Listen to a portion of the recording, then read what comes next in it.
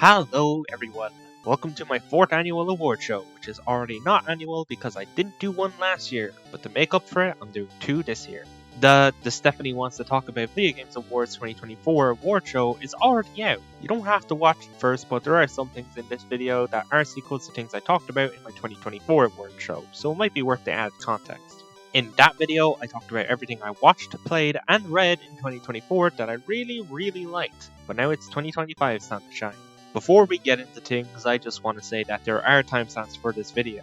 If you have any interest in whatever I'm talking about, then I'd recommend just skipping that award to avoid potential spoilers. Also, I think I forgot to mention this last time, but outside of the final 4 awards, this is in a random order. But anyway, go grab a drink and start playing your favorite mobile game called Point B as you listen to me yap for way too long in the Stephanie Wants to Talk About Video Games Awards 2025 award show. Most of this isn't even video games anymore. Frieren is a series that needs zero introduction. It has a strangle on the anime community, becoming one of the highest rated shows on multiple platforms. But it didn't reach these heights for no reason. It is genuinely a fantastic series. What Frieren does best is make the little moments feel just as significant as the big ones. There's these insanely well animated and choreographed fight scenes, huge impactful shots of her cast doing something really cool, entire arcs focused entirely on magic and combat. Yet there's also episodes or scenes focused on something a lot smaller, a lot more compact, a lot more personal. Yet they're animated with the same technical and artistic skill as the rest of the series. Frieren embodies the idea that you should focus on the journey instead of the destination, but because of the way it's directed, it also tells you to make the most out of that journey. It's not even that you should go out of your way to do everything you can, it's just saying to appreciate even the little moments. A seemingly meaningless conversation can hold so much weight, or a small break to breathe in the fresh air can give you the energy you need to keep moving. Some of the most valuable times in your life could end up being something like this, something that seems so insignificant on the surface yet holds so much meaning. So go out, look at the trees, enjoy the comfortable silence, feel the breeze on your face, it'll be worth it. Often with anime I want to go and read the original source manga, either to get more of the story instead of waiting for the anime, or what I tend to do more often is to simply read it as a way to re-experience it through a new medium. For pretty much every anime I'm going to talk about today, you can assume that the manga is now on my read list. Just saying that now so I don't keep repeating myself like a broken record, but if I have actually read the manga between watching the anime and now, then I will give some of my thoughts. I haven't read Frieren's manga yet though, so no additional thoughts for me, but I am very excited for season 3. The next arc seems like it'll be a big one. It's not like love is war and whoever gives their heart first is somehow conquered. Hey, you get it? This is the title and the point of the whole story! I don't think any other series hits the same comedic heights as Kaguya-sama Love is War. The base of the series is already filled with some really hilarious and insane moments and jokes, but the anime, and specifically dub, enhances everything threefold with Ian Sinclair's performance as the narrator. You can tell that he just really understands the series and knows exactly how to improve upon a scene or give that little cherry on top, but the rest of the cast does such a fantastic job too. Everyone is giving their all for this show. And the comedy pairs really well with the romance here. The base concept of Love is War lays the path for some really fun dissections of romance, not just as a genre of entertainment, but as an aspect of life in general, which kind of makes Love is War feel like a parody of sorts. Yet, in spite of this and the really insane premise of the main romance, it still manages to feel surprisingly realistic in a way, and the primary couple are one I genuinely do root for. I really enjoy how their relationship advances and how it advances parallel to the comedy.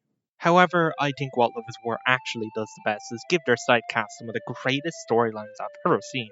I've read the manga since starting this video, and there's some pretty fantastic stuff on the way, but we're talking specifically about the anime right now, and there's one story that really launches Love is War from a perfect rom-com to a perfect anime in general, that being Ishigami's.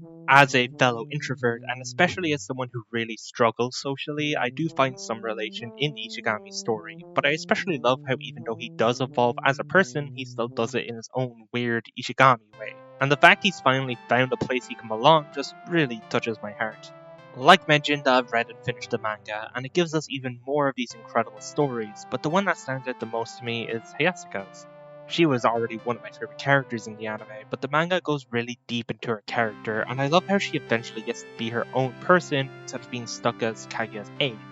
I'm still excited to watch more of the anime, but definitely not as excited as I was before. It's going to be fun, it's going to be hilarious, the cast is going to do a fantastic job, but the news that they're going to change the ending doesn't sit right with me, especially after finishing the manga, because I know the ending now and I do really like it, but I digress. Maybe they'll be able to pull out something good. Full Metal Alchemist Brotherhood is a series that needs zero introduction. Just like Freerun does, it has a strangle on the anime community with extremely high ratings across the board, and similarly, it didn't reach these heights for no reason. It is simply a perfect show in every sense of the word. The characters are so well crafted, the combat is incredibly fun, the story just goes to so many incredible places. But the one thing that I feel differentiates Full Metal Alchemist from some other action shonen is the world building. In my own personal experience, I haven't seen anything do world building in the way Full Metal has, and it's one that honestly really blows my mind. This series has this battle system regarding alchemy, which is already a really interesting system, but then this other country gets introduced into the story that of Zing, and you find out that Zing does have alchemy, but they have their own language, so they have their own terms for all of the different aspects of alchemy. And on top of that, they evolved to use alchemy differently to Edward's country, where Amestris grew to use alchemy for power and battle prowess due to its constant conflict with the neighboring countries. Zing grew to develop alchemy in a way that prioritized healing and medicine. I just find that incredibly interesting, and it's something I've personally never seen done in any other manga or anime, so it really is just fascinating to me.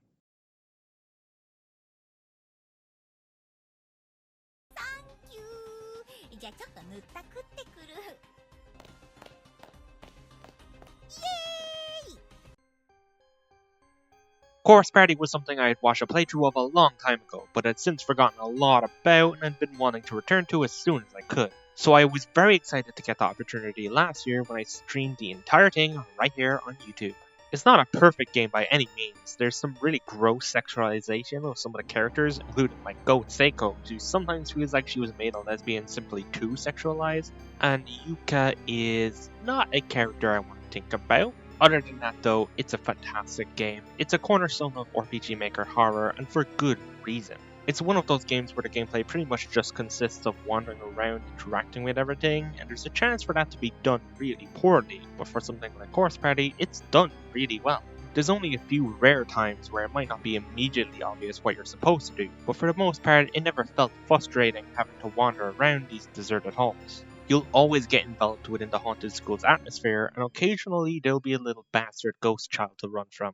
There's 9 main characters altogether, and most of them have something to bring to the table. Naomi and Seiko are my favourite pairing of the entire cast, with Seiko being my favourite character, and I always loved seeing them together whenever it could happen. Seiko's death at the end of chapter 1 was one of the few things that have stuck with me throughout all these years, and it was still so upsetting seeing it happen again when I played it last year, because I just want to see more of these two. But because of Seiko's death, we get Naomi's character arc, which revolves around her and is genuinely so incredible. Reading Seiko's message to Naomi at the end of the game made me cry really hard. Satoshi seems like he'd be a generic protagonist of sorts, but I don't think that's necessarily a bad thing. It's great to see how much he cares about his friends and family, and how hard he tries to protect them in this nightmare scenario. Yuka I don't want to talk about. Seb, if you're watching this, you know why. Ayumi and Yoshiki have a lot of the same best parts I love from Naomi and Seiko, but with their own fun dynamic, and Ayumi is probably my second favourite character in the game. I love how she develops from someone so terrified she can barely keep herself sane to a genuine leader, and it's not like she stops being scared, she's just able to manage herself a lot better. The remaining 3 characters don't really appear often, with Mayu quite literally only appearing in the prologue before becoming mush in her various appearings. Although Miss Yui did have her own little character arc going on, even in spite of her limited showing, and she does get expanded on a lot more in all of the bonus content. She has a real, genuine friendship with her students, and it's just really nice to see. And finally, while Morishige doesn't really have much going on in terms of his character and development, I do love how he's a bit of a creep, and seeing the worst parts of him come out because of the situation adds so much terror to the playthrough. I can recall theorizing a lot about what exactly he was up to, and whenever he was around being so worried on if he'd do anything to any of the characters. And the cast doesn't stop there. A lot of the supporting characters are really well done, and it's awesome getting to see just exactly how they connect to this haunted school or the mystery as a whole. And that mystery is probably the most interesting part of the entire game. You start off just being scared of the little bastard ghost children, but slowly grow more and more sympathetic for them as you learn all of the messed up stuff they've been through, and then that twist at the end of the penultimate chapter and getting to relive that nightmare from the eyes of one of the children, it blew my mind, and it's one of the most bone-chilling things I've ever experienced in horror. There's a whole rest of the series I've yet to really dig my teeth into, but it's something I am so interested in. And if things go well, then maybe I'll be back to talk more about Corpse Party in the future. But until then, this would honestly probably be my number one recommendation from everything I've experienced in 2025. Definitely not my favorite thing I experienced last year, but it's a really underrated video game. And if you love horror, then this is a must play for me, even if you just watch a let's play of it like I initially did, whether it's my playthrough or otherwise. As mentioned in the intro, some of the things I'm talking about today are in fact sequels to some of the things I talked about in the 2024 video, and the first sequel I'm talking about is the Chainsaw Man Reze Arc film. The original Chainsaw Man series was very much a build up to something greater, and this movie proves exactly that. It has a much stronger overarching storyline with the introduction of Reze, a country mouse hailing from Russia, as she keeps up the pattern of female figure using Denji's sexual needs to trap him, but diverting from that pattern by making Reze a character who does form a genuine connection with Denji.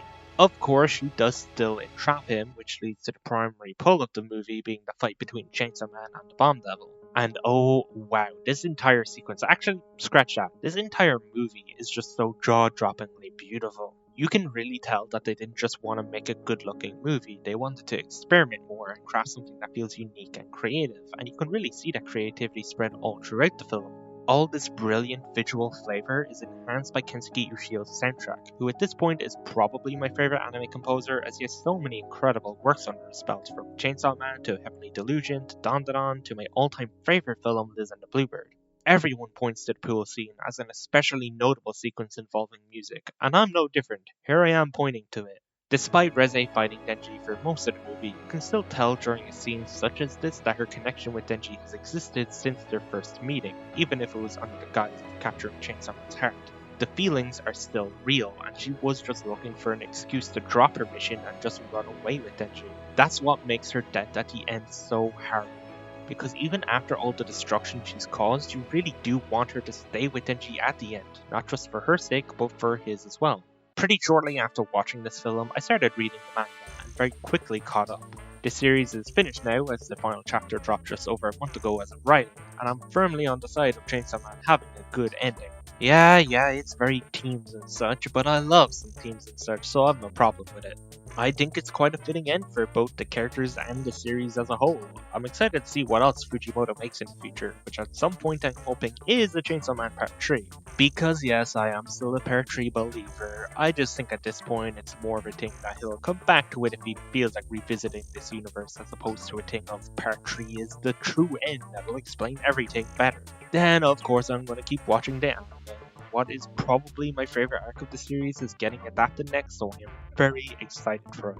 I will certainly be watching whether or not it's another movie or going back to a seasonal format, although personally I do want to revisit the seasonal format as I want to hear more EDs like the first season gave us. Man, I love me a good death game series, and I don't think there's anything better than Alice in Borderland. To start, it got a season 3 last year, that's why I'm talking about it today, because I rewatched the first 2 seasons in preparation. Overall, I do think that the series should have ended with the second season. There was no reason for there to be a third. They shouldn't have done the teaser with the Joker. It should have just ended with the hint that Arisu and Usagi could finally end up together again after finally escaping the Borderlands. I just struggled to really care for any of the new characters for most of the season, and the fact that Arisu and Usagi were separated sucked because they needed to develop as a couple. There wasn't much more that could be done with them individually. And then Netflix had to go and tease an American Alice in Borderland, which, like with Squid Game, just kind of feels like a slap in the face. I would say I mostly enjoyed this final season though. It has a plethora of problems, but I did like some of the characters and I did like some of the games. I would just prefer it if it ended with season 2. Now with that out of the way, I can talk about the incredible first 2 seasons. At first, season 1 has a pretty slow start. You spend a lot of time outside of the Borderlands in the beginning, just watching Arisu and his friends goofing around. This could potentially be a problem, as watching a series like this, you're probably doing it just to see the games, but once you see the third episode, you realize just why it takes the time to show the trio just doing stuff. Arisu's friends die way earlier in the series than you'd expect, so they spend a good 20 minutes showcasing the dynamic between the three at the start of the show, as they don't have much time to get you attached to them, but that 20 minutes does a lot of heavy lifting and makes the third episode hit that well. That episode acts as a turning point for the story, because Arisu has essentially lost the only people that ever mattered to him, and now he's alone. This starts what I would say is the second act of the season, where it repeats what Act 1 did in a way, having a slow start before ending with a powerful payoff. The story spends a lot of time building up this new relationship between Arisu and Usagi, and it builds the idea of the beach and expands upon both it and the general world of the Borderlands, before it all comes toppling down with the absolutely fantastic climax of the Ten of Hearts game. Which leads me to my favourite aspect of the series, which is of course the death games. It's why I watched Alice in Borderland in the first place, and it's why I'm interested in the death game genre as a whole. It just really fascinates me as a game designer. I love to see what games the creators can come up with and how they manage to tie these games into both the world and the characters. There's something like the Wolf game in episode 3, which as mentioned leads to the deaths of Arisu's friends.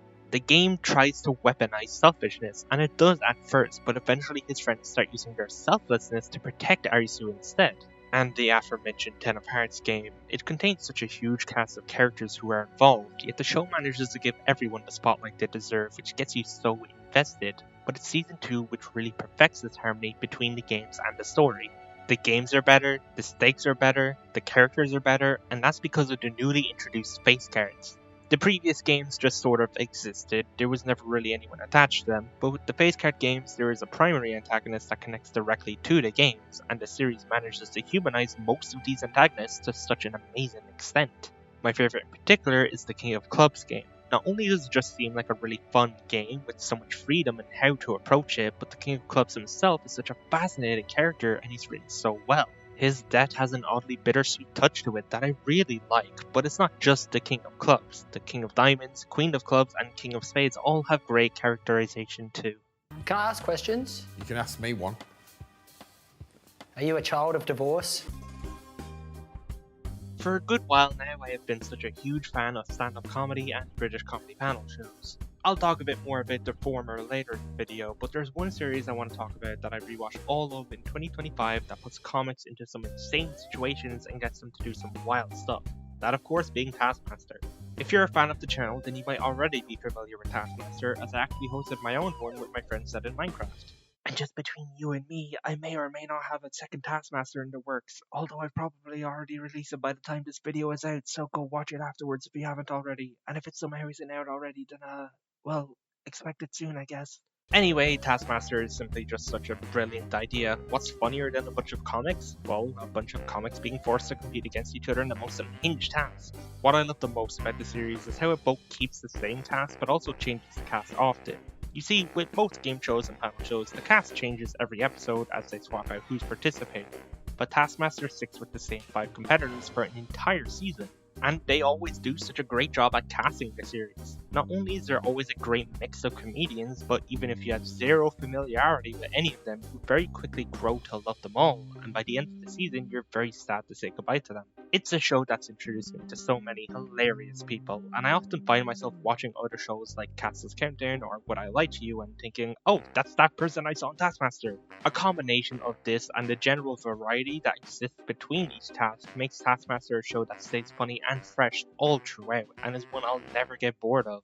Whether that's the main series, any of the official spin-offs, my own series with my friends, or any of the other fan-made Taskmasters I've seen on YouTube, like with the Super Mario Odyssey gang. If I had to pick a specific favourite out of the entirety of the expanded Taskmaster universe, it would undoubtedly be Series 16 from the main Taskmaster, where all 5 of the contestants feel like they're the weird insane one. And it's what introduced me to one of my current favourite comedians, Sam Campbell. There are a couple of other series I would say are worthwhile runner-ups, from the original Series 1 that started it all to Series 7 with my favourite comedian James Acaster, and Series 19 which feels just as insane as 16 did. I've watched a bit of the Taskmaster spin-offs as mentioned, but I feel like I need to do a deeper dive into them as I've barely scratched the surface. The New Zealand and Australia Taskmasters are certainly a great place to start, but there's so many more out there. There are also a couple of people I personally would love to see on the show that haven't appeared yet, like Richard Iowati, Jazzy, Brennan Lee Mulligan, and Ruben Solo.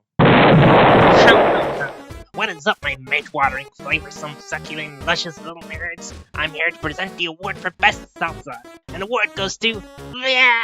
Get out of here, you little pumpkin. Last year, the wait for more Deltarune finally came to a close, and you just know I was there day one to see what Toby Fox and his crew had been cooking up. But before we get to that, I replayed the first 2 chapters in anticipation for this release, so I'm going to use this opportunity to talk about them.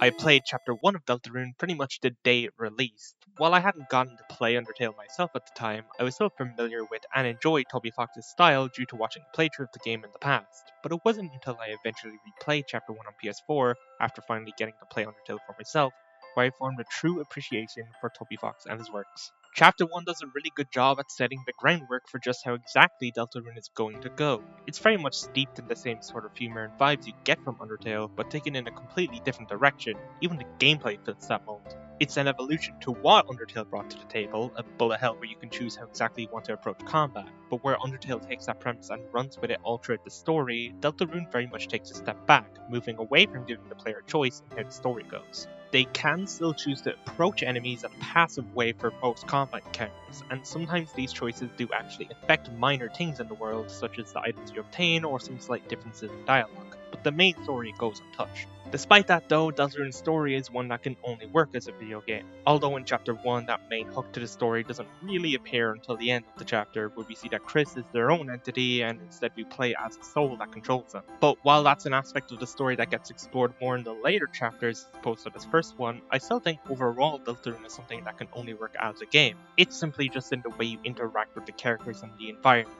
Toby Fox's humor feels like humor that only works through the lens of a video game because of that interactivity. And there's even other more serious aspects to the story, like Susie's storyline.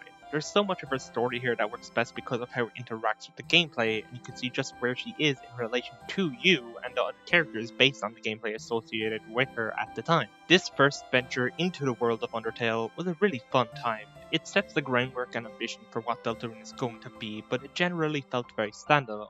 We knew that there was going to be more, way more, but we just didn't know exactly what that more would be. It was 3 years later, when Chapter 2 dropped, when we finally understood a semblance of what Toby Fox was planning. It generally kept a similar formula to Chapter 1, but expands a bit, giving us more lore to work with and containing the introduction of the Weird Route, which adds back in that player choice for the story that was present in Undertale. My favourite moment in the game, at least before the full release, was in this chapter. It's shortly after you first arrive in the new Dark World, the build-up that expertly combines music and gameplay leading directly into a fantastic introduction to the Neon City will always live in my head. Chapter 2 also introduces some more extremely memorable characters like Spamton, Queen, Birdley, and Noelle. I especially love the dynamic that Noelle and Susie have. It really helps open up Susie even more, and I'll always support lesbians. Then, after a pretty excruciating wait, we finally got more Deltarune. And this time, it was the full release of the game. We still have yet to see Chapter 5 onward, but getting both Chapter 3 and 4 at the same time felt well worth the wait. But let's start with the former. It was another fantastic venture into the world of Undertale. Tenna is an all-timer of a character, and the large variety of gameplay that's present here really keeps things fresh. I also love how we finally started getting a deeper look into Chris as a character, as in the first 2 chapters we never really got to see much of them outside of being a vessel for us to control. In general though, this chapter still felt like it followed the same formula started by the first one, at least it did until the end. There are a few things set up in the first 2 chapters of the game that you wouldn't expect to see for a long while. That's why it was such an incredible surprise when we ended up fighting the goddamn Roaring Knight right at the end of the chapter. Not only that, but it's a genuine fight that you can actually win, and I find the grind to beat this fight so damn fun. On top of that, there's the teases that Chris is working with the Knight, and that there's a Dark Fountain inside the bunker, which adds so much to community discussion.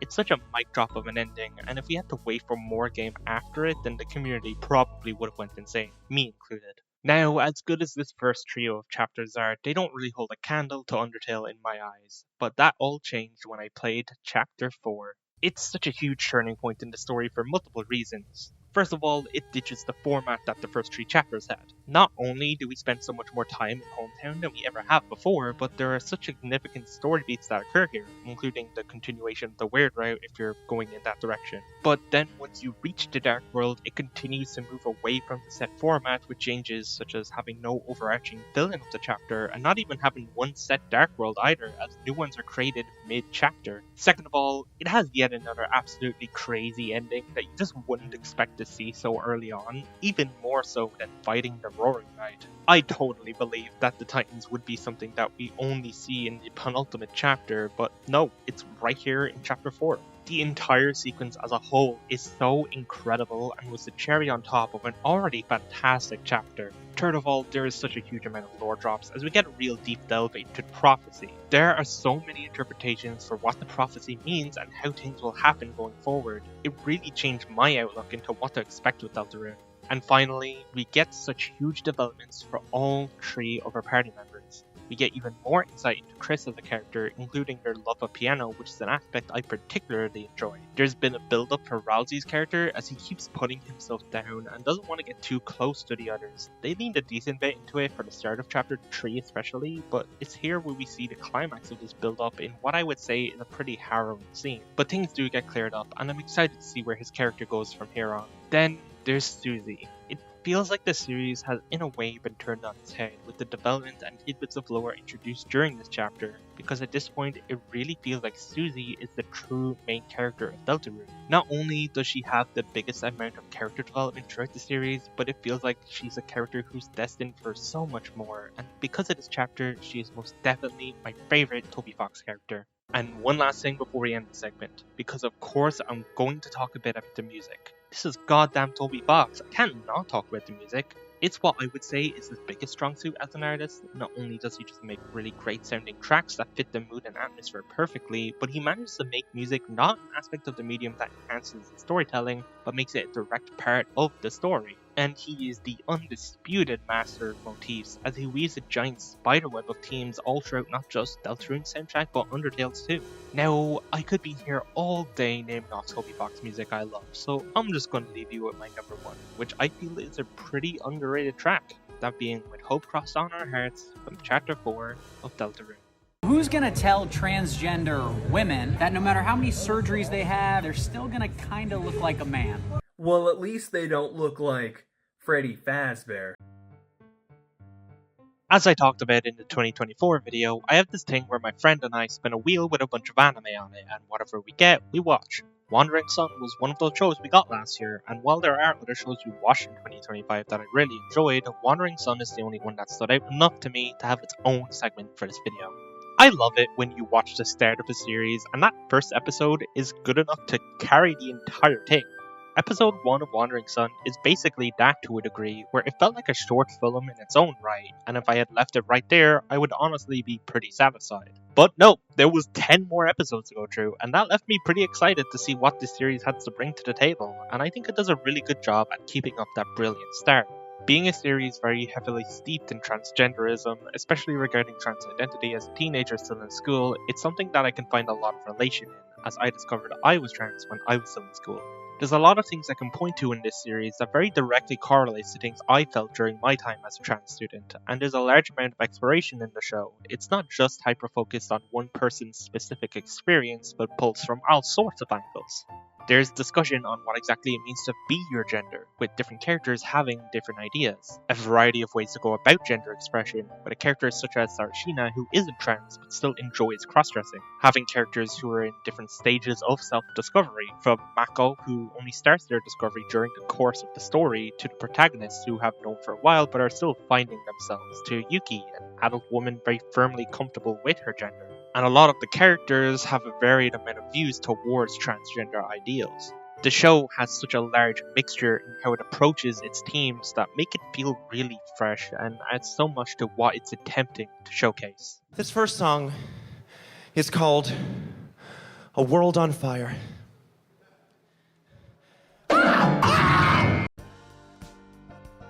Like mentioned earlier, I'm a big fan of stand-up, and I don't think there's any comic more ingenious than Bo Burnham. From his wonderfully worded songs in his old YouTube days to his magnificent magnum opus that is Inside, he's always been pushing the envelope of how to do comedy. But as much as I love Inside, there's one show of his that I feel showcases Bo Burnham and his unique eccentric sense of style the best, that being What? It contains some of his best uses of music as a comedy foil, but even outside of the songs, he still manages to find some incredibly unique ways to tell a joke, a lot of which can only work within the context of a stand-up show. And throughout the entire show, you'll keep seeing jokes that you genuinely would never see from anyone else, but I want to highlight a couple of my favourites. The bit where he knocks over the water bottle is a perfect example of a not song moment of Bo Burnham comedy. It does still involve a musical element, but the bit itself is not the music, it's just there to enhance the joke. And then my two favourite songs of the show. Left Brain Right Brain, which shows the balance you need between creativity and logic to survive in this world, especially as an artist, and the jaw-dropping finale of We Think We Know You, which delves so deep into Bo's psyche. It's the best example I can think of something that perfectly mixes art and storytelling through the form of comedy, and it's rare to find someone with the same level of ingenuity that Bo Burnham has. I don't think this game needs any introduction. Some people have waited 10 years, most have waited 8, I only waited 5. At the end of 2020, I beat Hollow Knight, and it quickly became my favourite game of all time, although it isn't my number 1 anymore. But some of my friends who knew me back then know just how huge it was for me to praise a game that highly at the time. Then those 5 years of patiently waiting passed by, and on one fateful day, it finally happened. Silksong got a release date, and just a measly 2 weeks later, I finally got my hands on it, and it was just okay. Let's talk about Hollow Knight now. It's really a shame that I only started these award shows in 2022, because I never got the chance to talk about the original Hollow Knight. But what better time than now to do so? And as I tried to do that, let's start with the worst parts of the game so I can quickly get to glazing it. It actually took me a long while to really get into it. I initially bought it on Switch and tried to play it multiple times to no avail. It wasn't until almost a year later, at the end of 2020, when it came to PS Plus, when I was able to properly play it and eventually finish it. I'm not entirely sure what clicked this time. It definitely wasn't a graphics thing. The game looks great on Switch, and the gameplay obviously isn't different between versions. If I had to say, it's probably because I wasn't just playing it but streaming it, and streaming it to one of my friends at that. Something I used to do back then was stream games that I was having trouble getting through on my own, and it would help me a lot to get through them. So I knew it would be perfect to do that with Hollow Knight, and having my friend there to guide me along when needed was a huge help too. But that begs the question on why it was hard for me to get into it in the first place, and I know exactly why. Hollow Knight has a very slow start. It's a great game, even from the very beginning, but it can end up feeling a bit tiring when it takes at least an hour to get to the first movement ability, and that's excluding the fact that you don't really know where you're going. The game does try to help you find your way, with there literally being a guy who sells maps, but you're not guaranteed to get this map, and even if you do, there might still be a bit of confusion when you're without any of the map upgrades. My only other complaint, which is on the complete opposite end of the game, is that when you're at the end doing cleanup for the final bits of percent, it can feel a bit annoying traveling everywhere, as even with all the movement upgrades, things can still end up feeling a bit slow. During your first time through, it's not as bad as there's a focus on exploration, but when you're just trying to speed through places you've already visited to reach your destination, it does get a bit boring. Now time to glaze the hell out of this game. There's a reason the Hollow Knight fanbase has been able to survive this long while waiting for Silksong, and that's because there's just so much in the lore to dissect. Team Cherry put a lot of effort into the backstory of this world and into making Hallownest so interconnected, yet things are left open enough which allows for so much theorization by the fans, and the areas that surround this lore all have so much depth to them. Each one contains its own unique community, sometimes multiple communities, of bugs with their own distinct histories. The areas themselves are also such beautiful environments which are incredibly fun to explore. It never gets boring diving deep into every inch of every area, as they're all super unique in their own right, both in visuals and level design. However, there's one area in particular that I absolutely love, specifically from a design perspective. A lot of people hate Deep Nest, but not me. It is an absolute nuisance to get through on your first time, and it is absolutely terrifying. Even now I still fear traveling through Dark Deep Nest, but like mentioned, from a design perspective, It is absolute perfection. What Team Cherry sets out to do is create an area that scares the player and undoes every little expectation they have for the design. Enemies can pop out of nowhere, the layouts are cramped and confusing, the floors can just crumble from right under your feet. There's even a secret boss where you see just a vessel, but it's not actually a vessel, it's some nightmare demon from the pits of hell trying to trick you. Or, it's just a spider, but for some people it's that. In general, Hollow Knight isn't really a game that does anything new. It's very much a game that just perfects the genre it is, and I think my favorite part of what it does perfectly is in the new abilities you get. Some games have what I like to call Metroidvania syndrome, where it gives you an ability or an item, but all it's really used for is to just open a door or reach a new ledge. A well-designed Metroidvania will give you items and abilities that do that, but also give you additional benefits in either general traversal or combat or some secret third thing. It could be something simple like being faster when moving around, or giving an entire tool for avoiding attacks. Hollow Knight definitely has an ability or two that feel like this, and it has some literal keys too that only open doors, but most of the abilities generally do give you something extra. All of the spells can also be used in combat, and all of the movement abilities make it faster and easier to traverse the game's environments, and most of them also help with dodging during combat. That's also not mentioning all of the charms you can find throughout the world, an extra collectible that allows you to make the game your own. You can make different builds depending on what playstyle interests you the most. Do you want to focus on spells, maybe just basic nail attacks? Maybe you're simply just exploring and want stuff to help with that. There's a lot to the charm system, which is really fun to mess around with. And a lot of charms also have different synergies when in the same build that add just that bit extra to the feature, and especially adds a lot to the combat. While on the topic, the combat is undoubtedly the best part of this game. It feels so smooth and satisfying, where you're constantly weaving in between different attacks, looking for the perfect opportunity to get attacks of your own. And it's boss battles like King Grim or the Mantis Lords that really shine because of it, leaning heavily into a back and forth playstyle, making it a dance more than a fight. The bosses with this design are some of the most fun I've ever had with combat in a game. And yeah, that's Hollow Knight. It really is a masterpiece. It's what we had to mess around with for 8 years before Silksong released, and Silksong. That's right. Silksong finally released last year, and it was just okay. Are you kidding me? Of course it wasn't just okay. Did you really think that was what I thought? I didn't even replay the original Hollow Knight last year. So it's finally fucking released. It finally did. It actually came out. Oh my fucking god. It really happened. And it was incredible. Amazing. Fantastic. It was perfect. Everything I could have ever wanted. And Hollow Knight Silksong was everything I could have ever wanted. It was a massive game, well worth the years of waiting. But it wasn't just quantity over quality. Everything about it was so lovingly crafted with tons of detail. You might look at Hollow Knight and think, there's no way they can do better than perfect, and that's what I thought too. But then I finally got my hands on Silksong and realized I was wrong. You really can do better than perfect, and Team Cherry achieved that. Silksong is a better game. It improves upon everything, including things I didn't even think could be improved upon. Anyone who's played the game or has heard any of the surrounding discourse when it came out is probably expecting me to pivot into some negative talk, but no, I love this game. Yeah, there was some massive design decisions that can make playing it really annoying or even straight up frustrating, but something deep inside me says I just love it. And you know why? Because it's just my thoughts on Deepness all over again, cranked up to the whole damn game. Looking at Silksong purely as a game, it probably is incredibly flawed. Maybe even bad, but I'm not doing that. I'm looking at it as art, because games are art, and Silksong is art, but I don't blame anyone for doing otherwise. A game should have good design first and foremost, but I can't help but look at the beauty of this game's design. Like, yeah, it's infuriating at times, it feels like the game hates the player. Too many enemies do too much damage, rosaries can be so grindy to get, benches are often placed too far away from bosses, the arena fights where regular enemies are annoying, fucking boil water, but I love how much these aspects tie into the story and themes that the game is trying to present. Honestly, even if I was just looking at it from a pure game standpoint, in my personal experience, all of the things I mentioned weren't even that bad. I can definitely understand why it could be really frustrating to some, but it never affected me that much.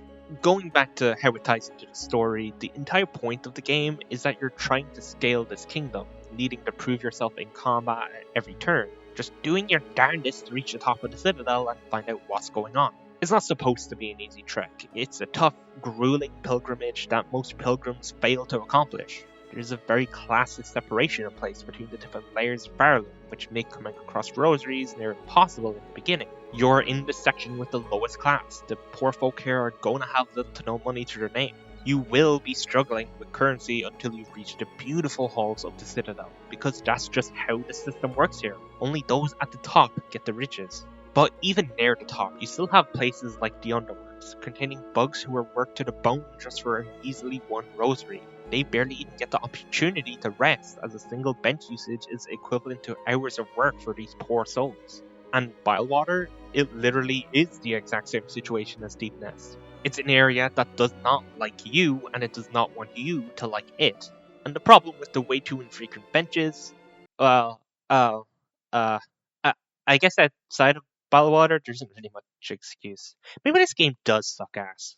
Nah, it really is a great game, and as mentioned, it improves upon so much from the original Hollow Knight.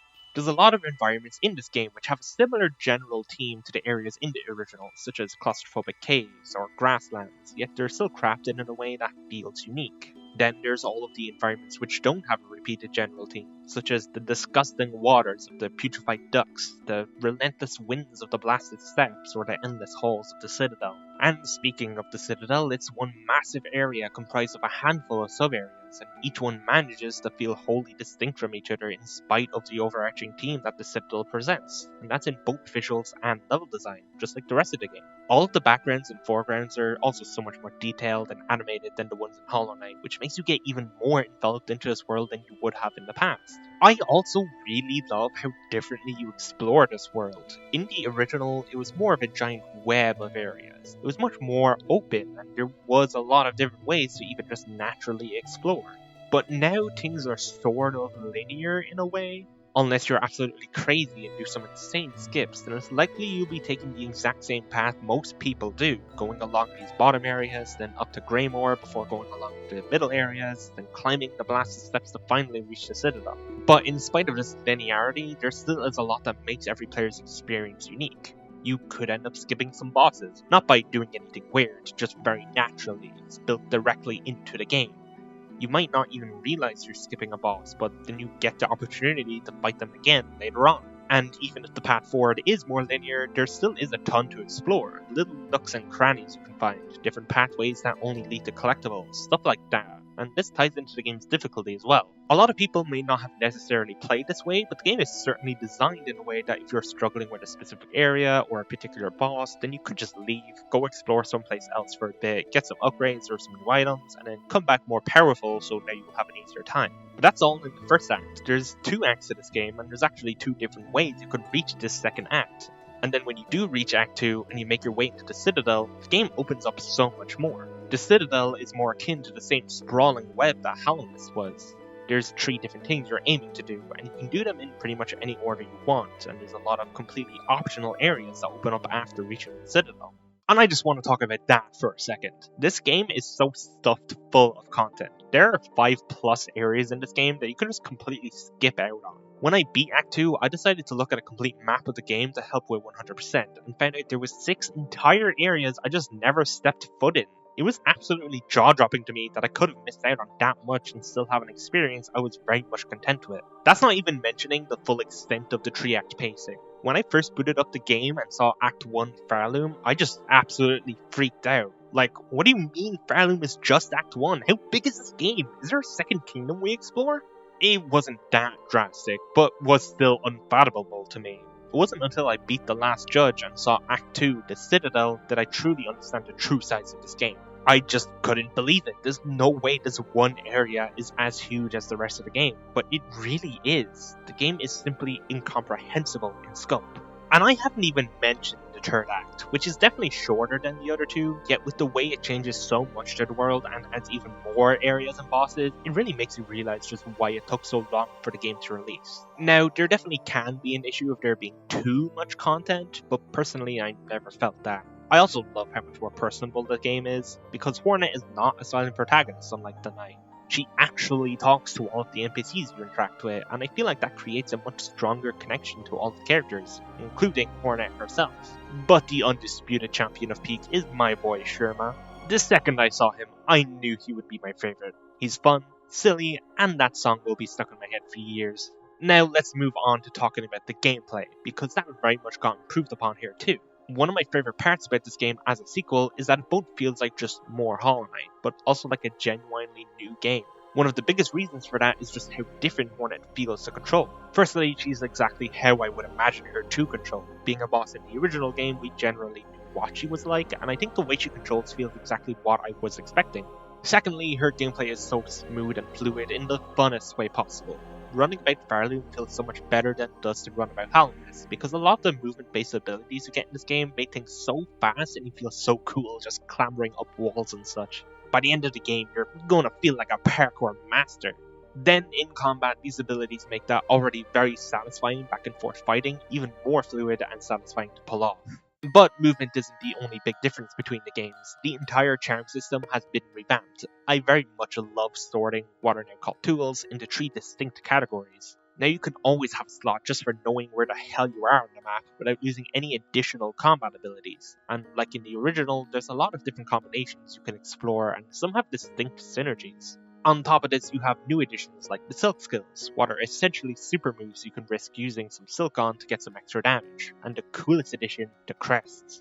An equipable that completely changes Hornet's moveset at its base, and there's a lot of variety here too. The game really embodies my favourite aspect of video games, which is that of player expression, allowing the players to play the game in the way they like best, and this variety of customization allows that to such a wonderful extent. In the end, I do still prefer the original Hollow Knight. I just can't help it. Both games brought me to tears by the end, just for the sheer brilliance of their design. But going into Silksong, I knew that would happen.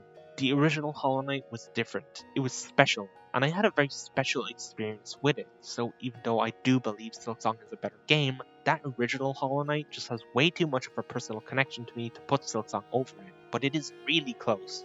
And something else that was close was Silksong being my 2025 Game of the Year, but the only thing that can beat out one of the best and most perfect games of all time is one that is very much imperfect, but had such a profound effect on me that it changed me deeply as a person. But we aren't there yet, so just wait patiently and stay tuned to see what my true Game of the Year is at the end of the video. I have a very personal connection with Bloom Into You. It essentially helped me grow more comfortable as a lesbian, as beforehand that was something I was really struggling with. It was Yu's character that I resonated with the most, as her similar struggle with figuring out her identity and where she stands in regards to her sexuality was what felt the most relatable to me. But I'm not going to go too deep into that, I just thought it important to mention. Anyway, I think the series is a great example of how to do a romantic drama. I find that when there's a conflict in a relationship, it tends to involve outside forces, like a love triangle for example, but in Bloom Into You, the conflicts were very interpersonal, to the point where the conflicts didn't really involve the relationship itself, but they do get resolved because of how you and Toko's relationship evolved. You wouldn't be able to figure out her sexuality if you weren't dating Toko, and similarly, Toko wouldn't be able to find herself and become her own person if it weren't for you.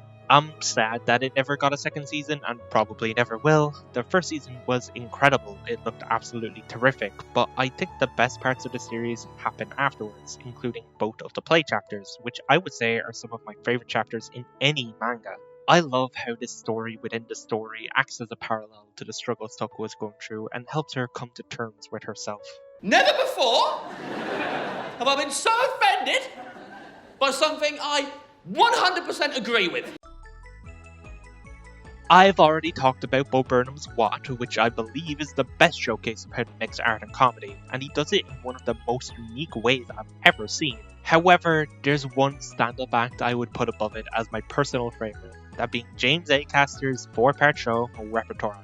On the surface, it's a much more normal stand-up show. There aren't any gimmicks, just James A. Caster's base-level comedic style, which is in of itself pretty unique, but it's the formatting of the show and the underlying themes that exist within that make Repertoire so artistic.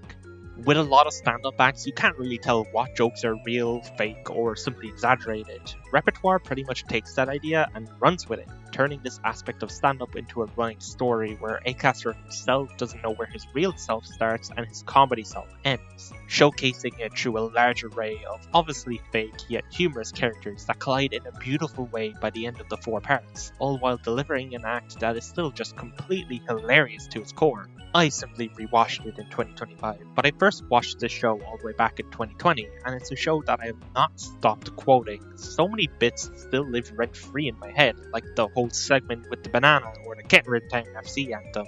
If I were to recommend any stand-up show to those interested, then I would recommend this. It's long, as each part is an hour, but it's well worth watching, and each part never drops the pace, staying funny all throughout.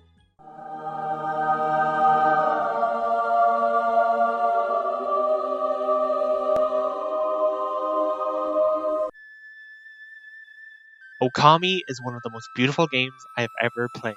You can still very much tell that it's an old game, releasing over 20 years ago at this point, yet that old feel it has doesn't really take away from the beauty at all. In fact, I think it adds to it. It's probably because of how much the art style still holds up. This goes for a lot of games, where ones that look good in a plain way tend to grow ugly once the next generation arrives, but ones that go for a distinct art direction, and especially a unique art style, still look great in the future. But there's something special about Okami compared to other games of the same ilk that I'm honestly just really struggling to put my finger on. If I pushed myself to say something, then perhaps the beauty of this game has only become better over time. I think that the old feel ends up highlighting how good it looks, but I feel like there's just more to it than that, and it's something I simply can't figure out. But whether I can put it into words or not, that doesn't change how this game is just gorgeous in all aspects. The first thing my brain gravitates towards is how much this feels like a Zelda game to me.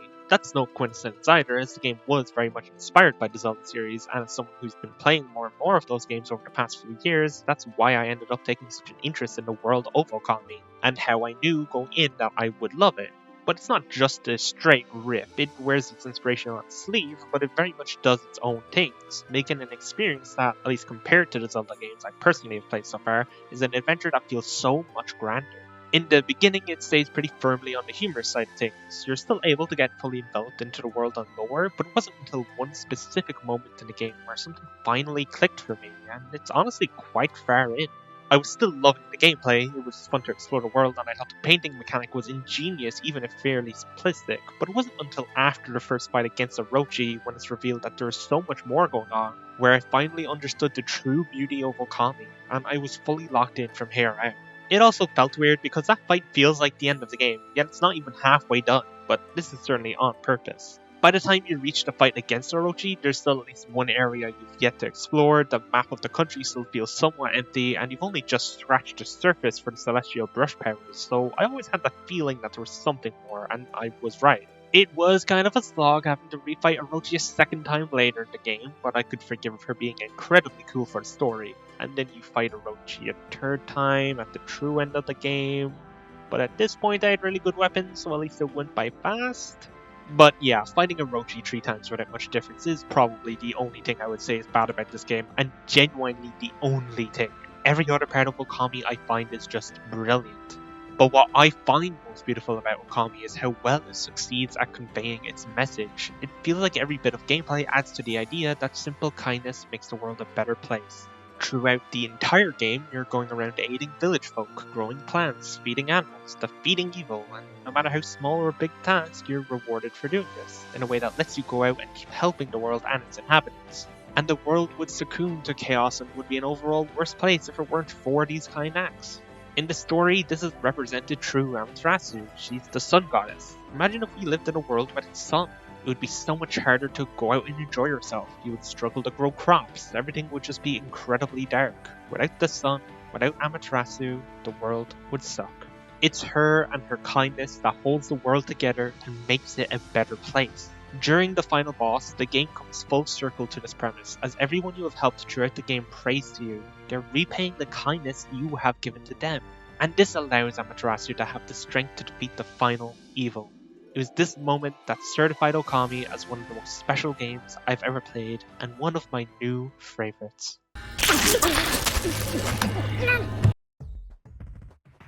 I am very much an anime fan, and while I do also read a decent amount of manga, it's pretty unusual for me to start with a manga over its adaptation. But I had heard some pretty poor things about Tokyo Ghoul's anime, so I didn't want to start with it, instead opting to delve right into the original source. And I'm just saying right now that I absolutely loved the manga of Tokyo Ghoul, but I'll talk more about that in a moment. After I finished reading both it and its sequel series, Tokyo Ghoul Re, there was a morbid curiosity that overcame me as I learned more and more about its adaptation, so eventually I caved in and decided to check it out. And it sucked. Well, it's a bit more nuanced than that. I did really love the adaptation for Re for the most part, with the first season being my favourite of the entire Tokyo Ghoul adaptation. It feels like they sort of did learn their lesson and just stuck to something a lot more faithful, and any issues I do have with Re are present in the original manga too. It's the first two seasons of the show that are a lot more nippy. Season 1 honestly doesn't feel all too bad on the surface. The animation is pretty decent, the voice acting ain't bad, and it still manages to tell the same story I loved from the original. But where the problem lies is that there's a lot of smaller changes that don't seem all too significant at first glance, but I would say they do add up and bring down the overall theming of the series. Stuff like the scene where Hinami's mother dies. It's a really upsetting part of the story, but there's changes like how Hinami's father is still actually alive at the beginning, or how Hinami was essentially the reason her mother dies during the scene. I don't really like these changes because the way they were in the original felt purposeful in a way where it adds to the characters, but here it feels different for the sake of being different. And then there's season 2. This is where the adaptation gets truly bad because Kaneki joins Aogiri, which feels like such a dumb change. Not only does it go completely against his morals and is another change that feels different just for the sake of it, but it also feels like they really even utilize this change in the show.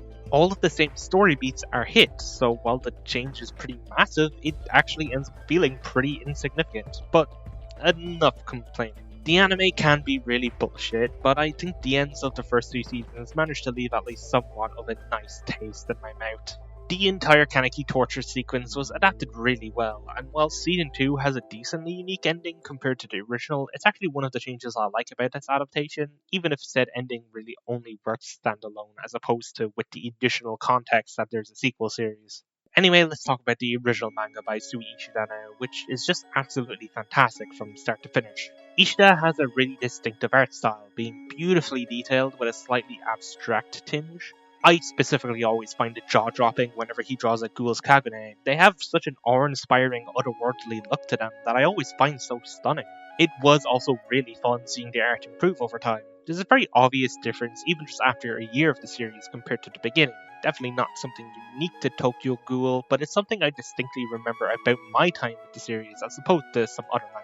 I also think Ishida does a really great job at developing the primary theme of the series. The ghouls are a minority, and there's a lot of real life parallels you could pull from when looking at the ghouls analytically. It's all about how it's not their fault they are the way they are, and the series wants you to know that it's okay for ghouls to just be able to survive. The ending shows how you shouldn't just spare people like this, but try to understand them and figure out a way for the both of you to coincide, because going the other way will only lead to hurt for everyone involved.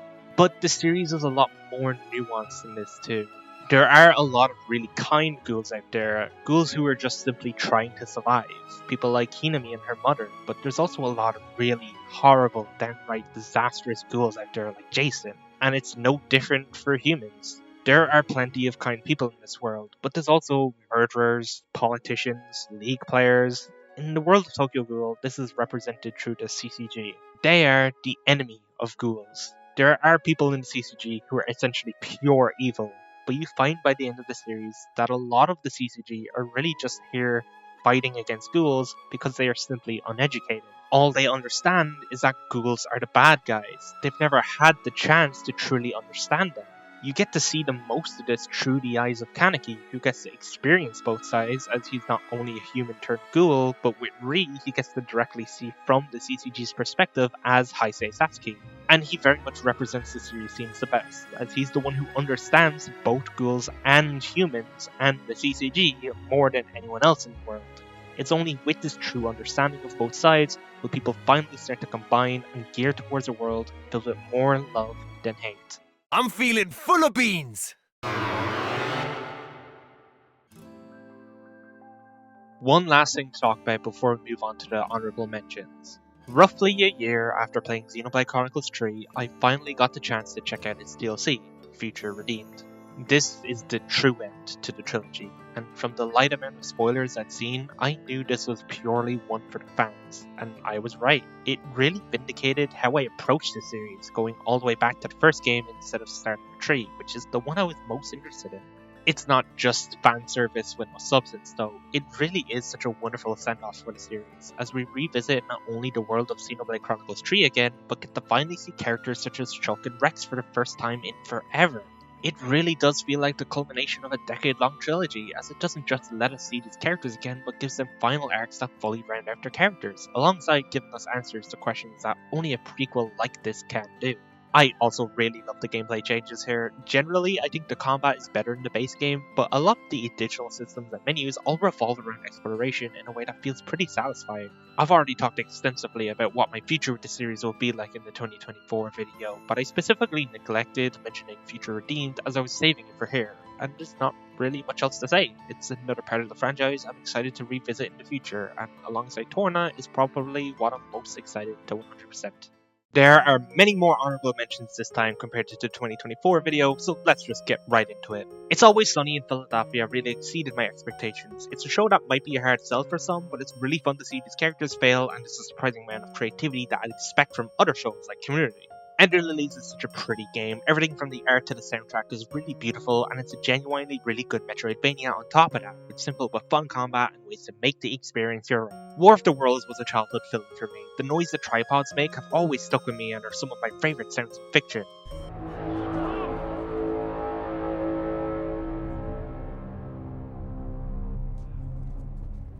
Watching it for the first time in a long time, it's not a perfect film or anything, but it is honestly quite terrifying in its own way, and I think it still holds up. Windbreaker felt like it was going to be a simple, action-heavy series, and the action here is amazing, but it really shines heavy with the character development. A lot of the antagonists have such incredible transitions, and it's always great seeing the protagonists improve slowly but surely every episode. It Takes Two I got to play with one of my friends, and it was such a fun experience. There's so much creativity present in the game, every level tries so many different things, and a lot of the time they feel like ideas which could be expanded into their own full games. Keep Your Hands Off Isoken does such a great job at showing how much love and care goes into animation, and you genuinely do end up learning a lot about the medium. It's also very interesting to see just how they can manage to cut corners without losing their integrity. Maybe some shows could learn that lesson. Kase-san and Morning Glories is simply just a really cute girls love OVA that I want to recommend. Linda Linda Linda is a very down-to-earth movie about some girls making some music. It has a very realistic feel to it, and it's just so simple and fun.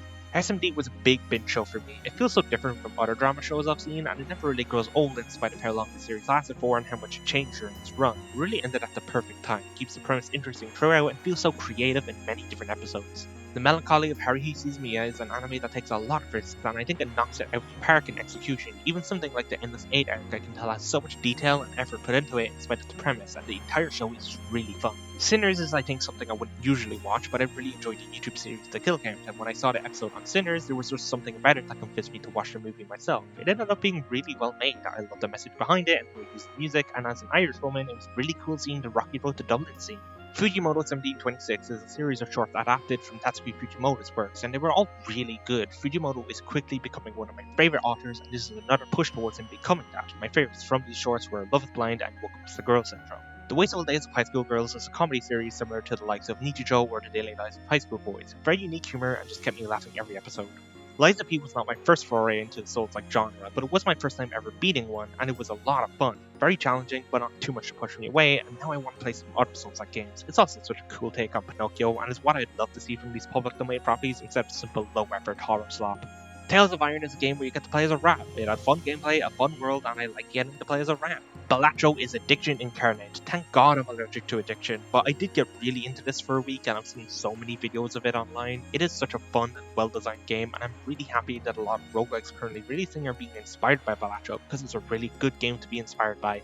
Jurassic Park is another childhood film for me, as I'm sure it was for many people, but it's also just such a perfect film. Dance Stars is so cool, it has a really great horror flavour to it, and the vibes are just immaculate. And again, I can't understate just how cool Dance Stars are. Baby Assassins is a really fun live-action film series reminiscent of Licorice Recoil, about high school-age girls getting up to assassin shenanigans while having to deal with slice-of-life stuff on the side. It has some of the best action I've seen and was such a fun trilogy. Takebi's Original Sin is an anime about a little happy alien from the planet Happy trying to cheer up a depressed girl. It's shorter than your average seasonal, but it uses that time well. You'll hit so many twists and turns that just really surprise you and will leave you devastated by the end. After a relatively quick wait, we got the second season of Dandadan. It kept up the amazing style and art direction we got the first season and continued that incredible mix of action and romance that kept me hooked in every episode. Your Lie in April is an anime that mixes music and drama in a really amazing way as it builds up to an ending that'll leave you drenched in tears. Don't forget to watch it when the next April arrives. And that's all for the honorable mentions. Phew. That sure was a lot to get through, but now it's time for the final 4 awards of the video. The best movie, manga, show, and video game of the year for 2025. Starting with... Kyoto Animation strikes again, you bastards. Yet another rewatch for me, as there was one film I watched all the way back in 2020 and I've been wanting to rewatch it for such a long time now that I can understand things better. When I finally got around to rewatching it last year, it quickly became one of my all-time favourite films, and my movie of the year for 2025, A Silent Voice. It's a film that talks about some very serious topics, and it does it in such a beautiful way. It shares some of the same crew with my all-time favourite film, Is in the Blooper, but most notably the director, Naoko Yamada. She has such a distinguished style. Every aspect of the medium is utilised to its full extent to fully convey the storytelling. You can just look deep into the details of how the film is put together and understand entirely the story that it's trying to tell. I especially love the visual of the X's. Sometimes it really can be difficult to just let yourself enjoy life, and that's what Ichida has to go through. Because of how he was in the past, he keeps making up excuses to not allow himself to have friends, and when things are finally looking up, he snaps and just pushes everyone away. The X's represent this. These people are off limits in his mind. He's not allowed to be with them, he won't allow himself to be with them, and he drowns out all of the unrelated discussion, focusing on the worst parts and making up an excuse for himself, assuming that all of these people don't want to be with him either. It isn't until the end of the film, when he realizes that he's been wrong this entire time and the X's fall away, when he realizes that the people around him do actually care and want to be with him. It's such a powerful moment, and one that hits so incredibly hard. Love Bullet is my manga of the year for 2025. It's a girls' love series that approaches romance in a very interesting way, taking the concept of cupids and modernizing them, giving way to some really fun action and stories that will break your heart into multiple pieces. It's a manga that hooked me in right away with its opening chapter, perfectly showcasing the base mechanics of this world, the 4 main characters we'll be focusing on throughout the story, and the unique sense of action that this universe brings to the table, told through the lens of a classic conundrum in romance, the love triangle, which gets solved in quite a unique way. This chapter 0 did its job well of sinking its teeth into me, having me mesmerized completely as the series takes a step back to the beginning with chapter 1, as we see the gut-wrenching tragedy of how Koharu became Cupid in the first place. My biggest takeaway from this manga has been to love yourself, and Koharu's story at the beginning of the series does a great job of showing that off. She never let herself live for herself, it was always for other people. She felt as if she was content acting as a class cupid. She felt as if she was content with always putting others above herself. She felt as if she was content not falling in love, but that ends up leading to her death, and it isn't until her final moments when she finally thinks about how she did want to fall in love after all, and she's only left with regrets in how she will now never be able to give Aki a chance. It follows the idea that you can't love others if you don't love yourself first. But her story doesn't stop there as we continue through the rest of Volume 1. Her first job as a Cupid involves the very girl that confessed to her just mere moments before Koharu died. Completing this job acts as a way to move forward for Koharu. The best thing she can do now that she's dead is remove the regret from her mind and move on. Helping Aki to move on too is the best way for her to do just that. I especially like how this occurs on Koharu's birthday. Helping Aki fall in love on this day helps turn it from a day of regret and despair to one of happiness, and the way Aki has a glimpse of remembrance for the current Cupid Koharu in spite of the rules of this world shows that even if Aki is moving on, Koharu will still always hold a special place in her heart. Love Bullet Volume 1 is the single greatest book I've ever read, and I am so damn happy that I own it physically. It's not the first manga I've ever owned, but it's the first one I've ever bought myself, and it's the start of my manga collection. I'll always be glad for Love Bullet to be the first in this collection. Even if the rest of the series ended up being complete hot garbage, this first volume will always be incredibly special to me. It tells such a wonderful, heartbreaking, bittersweet, tragic love story in a way that feels very concise and standalone, while still allowing room to expand. Luckily, the chapters past Volume 1 that expand upon this world and story are not complete hot garbage. Ine keeps up the same fun and beautiful storytelling that she gave us in that first arc, and as Love Bullet continues in 2026, I can see a pattern start to emerge as we begin learning more about the other Cupids. Whether Ine decides to break that pattern or not, I just know that by the time the final chapter releases, Love Bullet will end up being my favourite manga of all time, and one of the best stories I've ever seen. One of my all-time favourite anime is Nichijou. It's just such a hilariously insane series with an incredibly fun cast of characters and a heartwarming finale that always leaves me in tears. It was the anime that fully got me into the medium, and for the past few years it has acted as my comfort show. I always make time every year to rewatch it, and it's never failed to deliver, so I was very excited when Kyoto Animation announced they were adapting Nichijou's spiritual successor. While I've read the Nichijou manga and love it almost as much as the anime, I've never really been interested in this other manga by the same creator, but I was interested in specifically seeing what KyoAni does with the adaptation. And wow, just wow, they really knocked it out of the park here. I don't think I've seen anything more brilliant than my show of the year for 2025, City, the animation. It has a lot of the same absurdist humour that I love from Nichijou, so off the bat City was an anime I was always going to enjoy, but where it succeeds Nichijou is in the presentation and a much stronger overarching emotional core. The entire series has fantastic visuals, but there are 3 specific episodes I would classify as pure masterpieces. Starting with episode 5, containing the entire sequence with the tower. This is such a creative way of adapting numerous chapters all at once without it ever feeling like a cop-out. You can rewatch this sequence probably about 20 times just to see each and every storyline unfold, but the fact it all eventually culminates into the feast at the end also makes it feel rewarding to watch everything play out. Then there's episode 9, which contains the entirety of the race. This is simply just a fantastically fun episode. The idea of the race leads to a lot of entertainment shenanigans, and it brings in some pretty fun dynamics and little bits of character development. But what puts this episode into the Anime Hall of Fame for me is the ingenious sequence near the end, just before the finish line of the race, where it's essentially one long take showcasing the climax of the race's mini storylines and how Matsuri and Echan managed to win. It shows just how brilliant KyoAni's animation team are. Finally, that leads me to the third episode I think is a masterpiece, and my favourite episode in the entire show. Episode 13, the finale. There's one storyline the team specifically went out of their way to keep intact when adapting City, that being the friendship between Matsuri and Echan. As a duo, they are undoubtedly my favourite part of City. The way they bounce off each other is just plain fun, and they're characters that feel like they fully embody the crazy nature of the series with how they think. These two have a storyline throughout the series where you essentially keep learning about their friendship, before suddenly Echan has to move to England, yet this never breaks them up, it only strengthens their relationship, as the two vow to make their final days together incredibly memorable, and this culminates in the final episode where they say goodbye to each other. These two have such a precious friendship, and this final scene between the two is so cute and bittersweet. But this isn't the only thing that makes this finale so perfect and memorable for me. There are some anime out there which have songs in them, but the songs are kind of separate to the story and not directly required. Like, I love One Piece Full of Red, but the sequence where they play Backlight, for example, could easily enough be replaced with another Hula song. And this is different to proper musicals like The Lion King, where the songs are a direct part of the story and couldn't be replaced by any other song. This is what City does in its final episode. A full-on 13-minute long musical, and it is probably the single best send-off I could ever have asked for. It feels magical, it feels absurd, it's hilarious, it perfectly rounds out all the characters, and is the hugest cherry on top for what is already a hilariously beautiful series. Kyoto Animation never fails to deliver. I love them with all my heart for giving us such a wonderful adaptation. It's one that somehow surpasses Nichijou for me with its sheer brilliance in animation.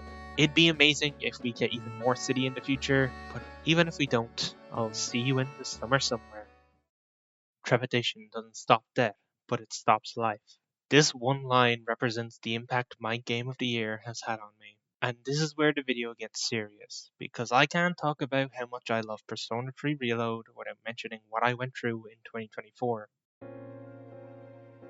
That year, I was freaking the hell out over the thought that I was getting older and would die someday. That idea took over my life for months. I was struggling to go to college, I often had little energy to watch or play anything, and the worst part is that my sleep schedule wasn't really good at all, so I had to go through a lot of this by myself since everyone else would have been asleep. It was the biggest reason for why 2024 is the worst year of my life. Luckily, I was able to find things that helped me get through it, and by the end, I was able to talk about it with others. So going into 2025, I did have a different mindset. But even with that different mindset, I was still afraid of death. It wasn't taking over my life in the same way it had before, but it was still very present in my thoughts, and it was very hard to deal with. But throughout all of 2025, I had been on and off playing Persona 3 Reload. For a while, I wasn't liking it as much as Persona 5, but I did still enjoy it a lot. Then, in early December, I beat it, and now it's my favorite game of all time, because the biggest theme of the game is how you shouldn't let death take over your life. It's always going to be there, it's always going to happen, but worrying about it won't stop death from coming, yet it will stop you from living. It's a game that's telling me exactly what I needed to hear, and I've still not stopped being scared of death. Just as terrified of it as I was last year. I'm just as terrified of it as I was in 2024. But now I know to not worry so hard. The game is right. If I let death take over my thoughts, I'll never be able to live my life. And that message has made it so much easier for me to deal with the idea of death.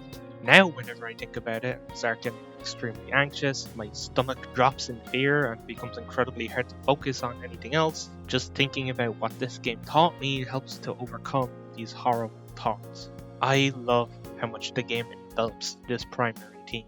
All of the main characters have to go through death in their own way, and while they all struggle, they do eventually bounce back with a brand new determination to live in the best way possible.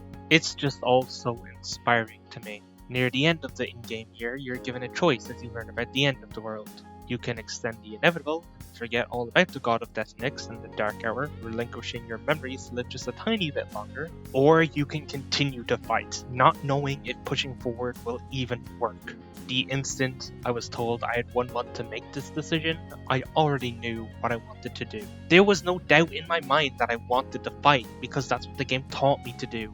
Even if someone you love dies, even if the entire world is going to end, I'm not going to just give up and let it happen, because I'm not truly living life in the other scenario. And it may seem silly to some of you that I was taking this so seriously, but that's because it feels real to me. I know that the me from 2 years ago, if in this situation, would have chosen to forget about death and die peacefully, but I'm not that person anymore. And I know now to fight, and to keep fighting, to live a life worth living. Seeing all of these characters who have been through hell all unanimously deciding they want to continue fighting makes me feel like all my suffering has been worth it. That's probably cheesy as hell to say, but I don't care. That's just how much this game means to me, and how much it has affected me since I finished it. There's a specific moment in the game a good bit before the ending that really got me. It's during one of Amada's social links, and he mentions just how important Makoto is to everyone in the dorm, how he brings a smile to everyone's faces, and the main reason they can face all these hard battles head on is because Makoto will be there when they get back. The reason this brought me to tears is because I was actually spoiled on the game. I knew going in that Makoto was going to die at the end. So when Amada said this, the tears started flowing, because I knew that this happiness wouldn't last. Makoto wouldn't last. And eventually there'd be a day where they wouldn't be able to see his face after returning home. Surprisingly though, I think being spoiled on that actually made the game better, as it adds to the aforementioned theme of the game. Because from the beginning I knew about this oncoming death, it let the themes of the game ruminate for so much longer on a personal level, and in spite of this knowledge, I was still doing all the social links, I was still running through Tartarus. I didn't just give up and quit the game because I knew Makoto was going to die, I kept moving forward. With everything that the game taught me, by the time I actually reached the end, his death changed from something tragic to something bittersweet. He managed to save the entire world, but even if he didn't, he still personally touched the lives and hearts of many, so even if he may be gone, his impact still lives on. That idea especially is what helps me be more comfortable with death, even if I'm still afraid of it. I think you get the point now. Persona 3 Reload really turned my life around, and going into 2026, I had a very, very different outlook, even more positive than what I had going into 2025. Of course, I'm not just happiness incarnate, I would actually say I'm rarely happy, but now whenever I'm upset, I try my hardest to not let it affect me on such a deep level. I don't always succeed, but it has vastly improved my life, and death specifically is something that struggles to bring me down now, and it's all thanks to Persona 3 Reload. That's essentially why it ended up being my game of the year for 2025, and why it's currently my new favorite game of all time. I'm still not done yet though, I do have more thoughts about the rest of this game, so let's get right into things, just with a bit less talk about that. There was one more thing I was spoiled on, that being the twisted villain of this game. And, he certainly was a twist villain. Because I knew of the twist beforehand, I kept looking at Akutsuki and his dialogue, trying to see if I could spot any hints to the inevitable twist. But he doesn't do anything for the entire game. He just occasionally comes in, says some dumbass puns, and then goes away for a week. I guess there is the weird thing where there's cameras in every dorm rooms, but that's really the only thing I noticed that could potentially hint towards him secretly being a bad guy. It just feels weird. There was really nothing I noticed until the twist actually came into light. But he also didn't really do anything outside of that either. So not only is he kind of a nutting burger villain, he's also such a nutting burger character in general.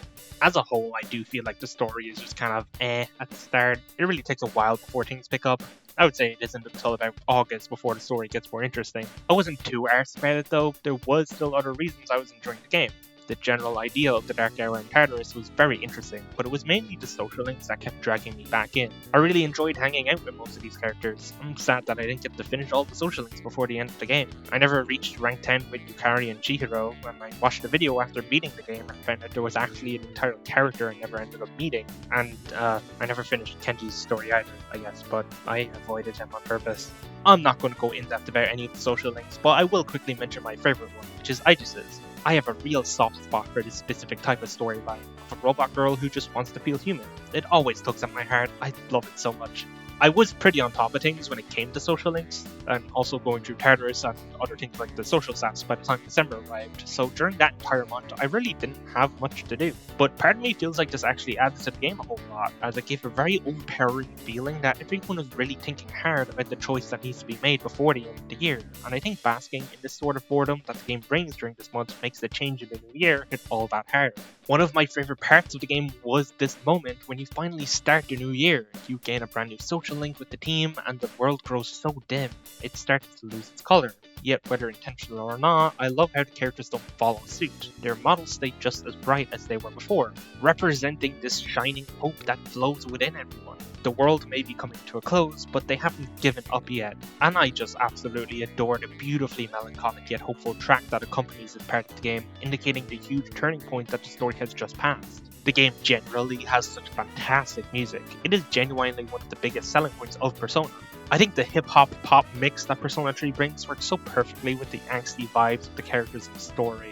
I know a lot of people that don't like Freeloads cite the redone soundtrack as a negative to this game, and while I haven't played any of the other Persona 3 versions, I am still familiar with their music, and I simply just can't hear Reloads as anything but incredible. There's definitely some tracks that are better in the original, but there's also some tracks that are better here, and that's not to mention the completely new tracks the game introduces, like the new battle theme that's going down, or my personal favourite, which is the new opening theme, Full Moon Full Life, which is actually what convinced me to play this game in the first place. I knew I was always going to check out the other Persona games eventually, as I loved Persona 5 and wanted to see more of what this series had to bring, but hearing Full Moon Full Life for the first time just as a song outside of the context of Persona, I was awestruck. It quite literally is a song that filled me with so much hope and determination, quickly becoming one of my all-time favourites, and the more I learned about Persona 3, the more I thought this is so up my alley, so I moved it higher up on my list, and that's why I started playing it last year. Like already mentioned, the game has quite a slow start, and it was the social links that kept me going, but it was also the combat. This is a video game after all, I should probably talk about the gameplay a bit.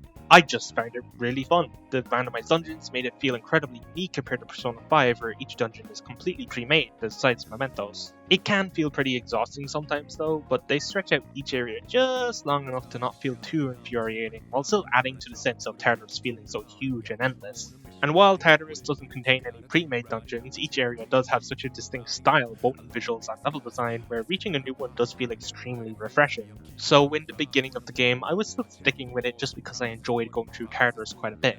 Although closer to the end, once the story had picked up, I did switch the game mode to easy, as I was much less interested in focusing on the gameplay and I'm fully invested in the story. I also just gotta mention that fucking Grim Reaper. With long games like this, I will often get distracted as I chat with my friends on Discord, or if I'm watching a video while doing a run of Tartarus, it might hook me in and take me away from the game. And every time this happens, I completely forget to pause the game, so this fucking guy comes running in and I have to scramble to pick up my controller and skedaddle up a couple floors. I should have grinded to a high enough level so I could battle him and get my revenge. But yeah, that's Persona 3 Reload. There's a problem with re-releases like this where the companies behind them see them as replacements for the original. It's not as important for something like a simple port, but it's definitely a problem with a full-on remake. And because of that, there's a stigma against this remake for a decent portion of the fanbase because there's some changes made that feel as if they go against the original game. I also have this problem, as I fully believe remakes, remasters, and in some cases ports shouldn't replace the original but live alongside them. And with this in mind, I don't actually care that much about the changes made. The only reason it's a problem is because now Sega see Reload as the true version and other versions of Persona 3 will become harder to come across in the future. But if every version of Persona 3 was just as accessible as each other, then that stops these changes from going against the original's artistic vision and instead are simply a new artistic vision. And from there you can decide which vision you like more. It really doesn't feel any more different than if a series got an adaptation in a different medium. No one's going to argue that the Minecraft movie or the Last of Us TV series are complete replacements for the original video games. So I genuinely don't see why it's any different when a video game gets a remake. In my eyes, it's simply a video game adaptation of a video game, if that makes sense. Now, as for my future with the Persona series, I'm definitely going to check out Persona 4 sometime. I'm specifically waiting for the remake to release, but like I just mentioned, it's not a replacement for the original. The remake is simply the version I have the most interest in. But my thoughts could change depending on what it's like when it comes out. I'm also very interested in checking out the other versions of Persona 3, especially portable, as I really want to play as FMC. Then there's the inevitable Persona 6, which we've been waiting for God knows how long. I think this September will mark 10 years since Persona 5. Kind of wild to think about. I do have some thoughts on what I want Persona 6 to be, but I won't get too into it here. I'm just excited to see whatever it ends up being. I did it, guys! I got you both of these behemoth videos. Oh my god, it was so much easier to make the 2025 video. Not only is it shorter, but I got myself into such a nice, smooth workflow that let me do so much more in one day, so I was able to finish this in a much shorter time compared to the previous video, finishing it in under a month. I did take the entirety of April off to do other things and to take a break so I could avoid burnout, but once May came around, I was flying through the video. Now, what's coming in 2026?